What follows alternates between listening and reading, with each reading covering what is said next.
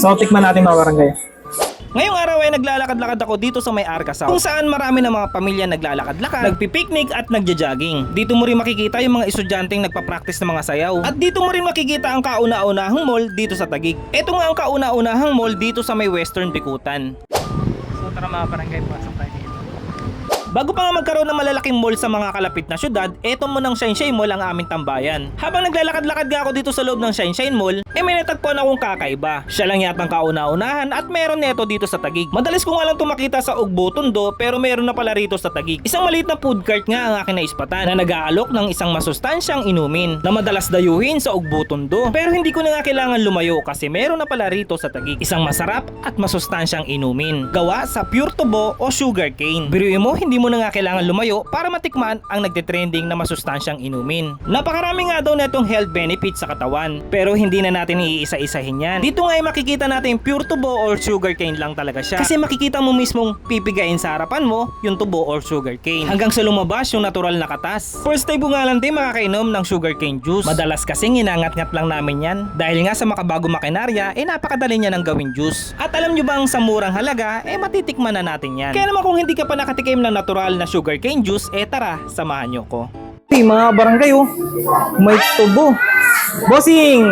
Good afternoon, bossing. Tatanong ko nga lang po, sir, anong pangalan niyo, sir? Gerson, sir. Gerson? Opo. Sir Gerson, ano nga itong tinda niyo, sir Gerson? Sugarcane juice, sir.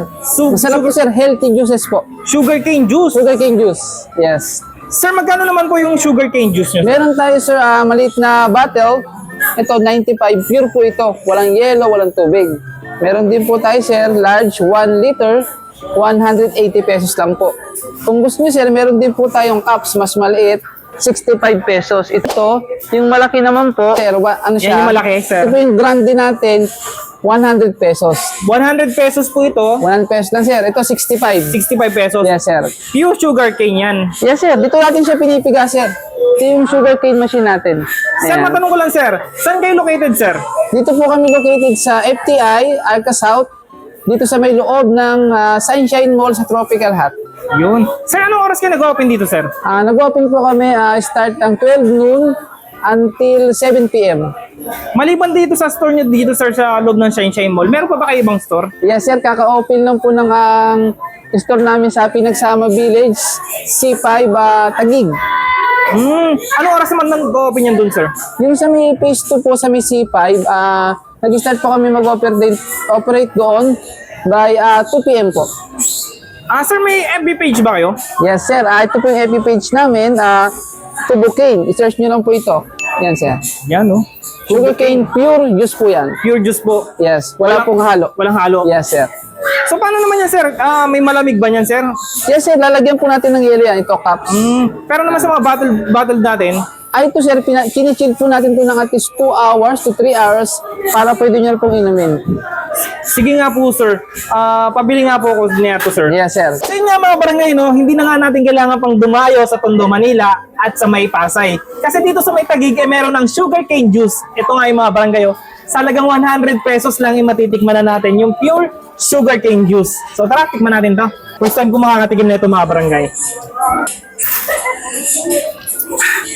Uy! Ganito pa yung lasa na ito mga barangay, no? Nakaka-refresh. Sarap. Napaka-healthy pa na ito mga barangay. Gawa to sa pure na tubo or sugar cane.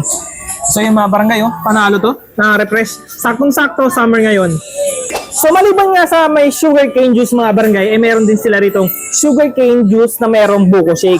Gawa rin ito sa pure na buko at sa sugarcane. No? Ginagamit din ang pampatamis dito is tubo o yung sugarcane. So yun tikman natin. Halagang 100 pesos mga barangay, matitikman nyo na to. 100 pesos lang, no? Panalo to.